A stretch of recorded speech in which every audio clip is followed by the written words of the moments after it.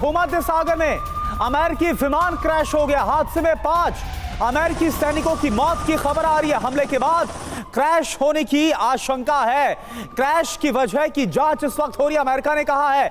तो आपको पहले से जिस तरह से हमने जानकारी भी दी थी कि भूमध्य सागर में अमेरिका की तरफ से 2 वॉरशिप्स तैनात किए गए हैं। जैसे 7 अक्टूबर के बाद जो क्राइसिस मिडिल ईस्ट में बने हैं, यूएसएस जेराल्ड और आइजनहावर को तैनात किया गया। और इस बीच ये तस्वीरें देखिए, ब्लैक हॉक कैसे क्रैश हुआ है, अमेरिकी फाइटर गिरा है। और इसके साथ जो तस्वीरें सामने आई है, इसमें इस बात की पूरी आशंका है कि इस फाइटर प्लेन पर कोई हमला किया गया और उसके बाद ये भूमध्य सागर में जाकर क्रैश हुआ। इसकी जांच की जाएगी। और 5 अमेरिकी सैनिकों की मौत की खबर इस क्रैश को लेकर आ रही है। भूमध्य सागर से तस्वीर आपके सामने। और ऐसे में सवाल यह है कि क्या अमेरिका इसके बाद और आक्रामक होता हुआ नजर आएगा?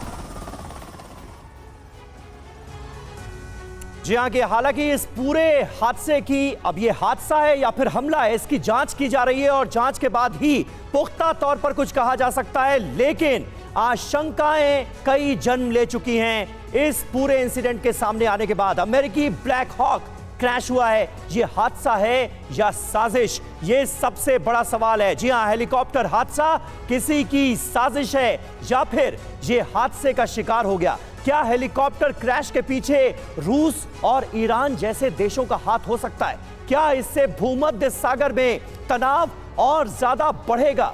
हूती हिजबुल्लाह की साजिश का शिकार तो नहीं हो गया ब्लैक हॉक? ये तमाम सवाल इस वक्त हमारे सामने हैं और इनके जवाब जांच के जरिए ही सामने आ सकते हैं।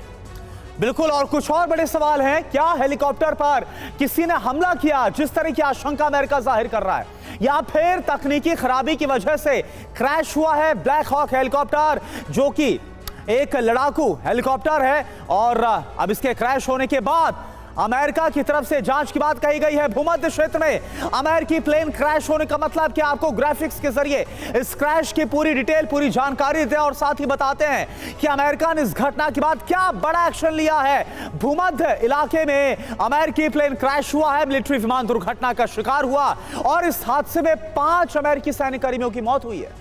जी हाँ, ये बड़ी बात है। 5 अमेरिकी सैनिक मारे गए हैं। फ्यूल भरने के दौरान क्रैश हुआ प्लेन, ये जानकारी भी मिल रही है। सैन्य अभ्यास के तहत इसमें ईंधन भरा जा रहा था। हादसा या हमला, इसकी जांच जारी है। अब तक हमले के कोई सबूत नहीं मिले हैं। फिलहाल देखिए, अमेरिका की तरफ से जो बयान सामने आया है वो बड़ा इंपॉर्टेंट है। अमेरिका की तरफ से ये कहा गया है कि जांच में अब तक अटैक के कोई सबूत नहीं मिले हैं। घटना के बाद अमेरिका का एक्शन, करियर स्ट्राइक ग्रुप की तैनाती कर दी गई है। लेकिन जिस अंदाज में यह खबर सामने आई है और जिस वक्त में सामने आई है, वो अपने आप में कई सवाल खड़ा करता है। ग्राउंड जीरो से हमारे संवाददाता विपिन चौबे इस वक्त मौजूद हैं। विपिन, क्या नजर आता है भूमध्य सागर में अमेरिकी ब्लैक हॉक का क्रैश होना? यह साजिश है या फिर वाकई ये कोई हादसा है, बड़े हादसे का शिकार हो गया ब्लैक हॉक हेलीकॉप्टर, ये माना जाए? क्योंकि वक्त बहुत इंपॉर्टेंट है।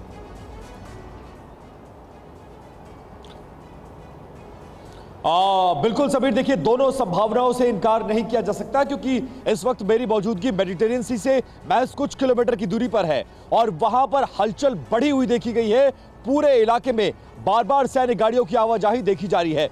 लेकिन इस बात की संभावना से इनकार नहीं किया जा सकता कि ये एक बड़ा हमला हो सकता है। इसके पीछे हमास हो सकता है, इसके पीछे रशिया हो सकता है और इसके पीछे लेबनान भी हो सकता है। हालांकि ये हादसा है, इस बात को लेकर भी जांच जारी है, क्योंकि मेडिटेरियन सी में 7 अक्टूबर के बाद से ही आइजनहावर और जेराल्ड की मौजूदगी और उसके दौरान लगातार लगभग 11,000 सैनिकों के साथ 1 नवंबर से लेकर 3 नवंबर के बीच में जो वॉर एक्सरसाइज हुई थी और लगातार जो सैनिक बने हुए हैं वो लगातार अपनी प्रैक्टिस करते रहते हैं। ऐसे में वो लगातार निशाने पर भी हैं और इस दौरान अगर यह हादसा होता है तो इन दोनों संभावनाओं से इनकार नहीं किया जा सकता। हालांकि मलबा ढूंढने की कोशिश की जा रही है। बड़ी बात आपने कही है और मैं चाहूंगी आप हमारे साथ बने रहे इस बीच, क्योंकि बड़ी खबर पहले आ रही है, उसका रुख कर लेते हैं। गाजा में खौफनाक तबाही मच रही है। बता दें आपको, खान यूनिस इलाके की तस्वीरें सामने आई हैं, जहां बमबारी से जगह जगह बड़े बड़े गड्ढे हो गए हैं।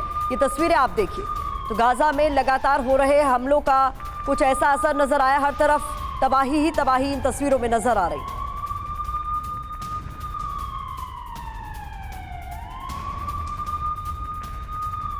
नेतन्याहू की अब तक की सबसे बड़ी धमकी भी सामने आई है। पूरे अरब वर्ल्ड को नेतन्याहू ने धमकी दी है। हितों की रक्षा चाहते हैं तो सुन लें, अरब देशों को चुप रहने की नसीहत नेतन्याहू की तरफ से दे दी गई है।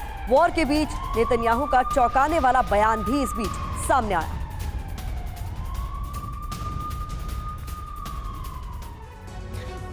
तो देखिए, इजराइल के प्रधानमंत्री बेंजामिन नेतन्याहू की खुली धमकी।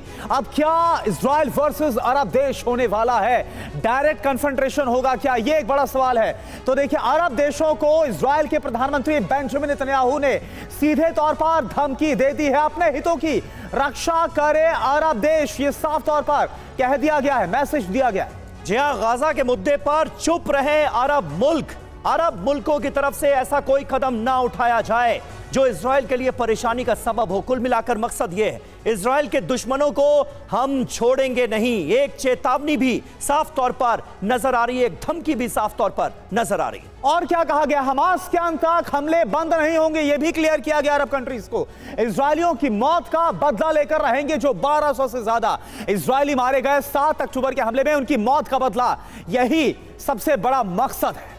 जी हां, तो इजराइल और अरब देश आमने सामने हैं। बंधकों को छुड़ाना आईडीएफ की प्राथमिकता है, यह कहा गया है और इस प्रायोरिटी को एक बार फिर दोहराया गया है।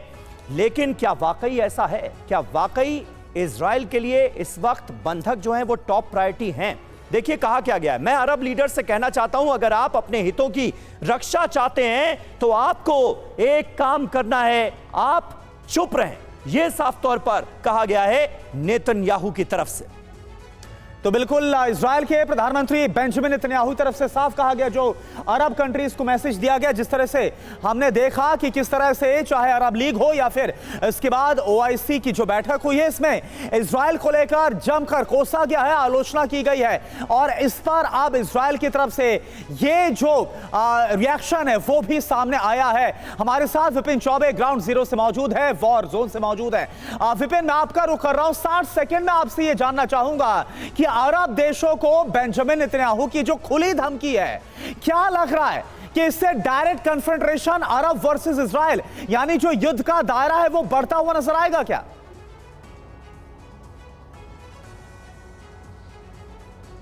देखिए, जिस तरह से अरब मुल्क फिलहाल आज की तारीख में इजराइल के खिलाफ संगठित हो रहे हैं, एक स्वर उठा रहे हैं, मदद कर रहे हैं हमास की, और पीछे से इस पूरे मामले में हथियारों और गोला बारूद की सप्लाई कर रहे हैं, इसको लेकर इजराइल चिंतित है। आपने जाना कि थोड़े दिन पहले, 2 दिन पहले सऊदी अरब में अरब देशों की 50 से ज्यादा मुल्कों की बैठक हुई और उसमें यह तय किया गया कि हमास की मदद कैसे की जाए। ये तमाम चीजें चिंता पैदा करती हैं। इसीलिए बेंजामिन नेतन्याहू ये साफ तौर से कहते नजर आ रहे हैं कि अगर हमारे खिलाफ साजिश हुई तो हम किसी को छोड़ेंगे नहीं। इस धमकी का जमीन पर कितना असर होगा ये तो नहीं पता, लेकिन ये जरूर है कि हमास इस लड़ाई में अकेला नहीं है।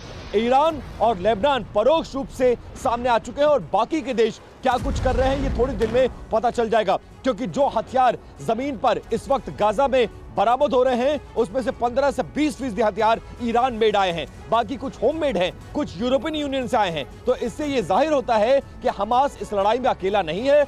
बहुत वेल प्लान्ड ये लड़ाई थी, बहुत पहले से प्लानिंग की गई थी और तमाम अरब देश इसमें उसका साथ दे रहे थे।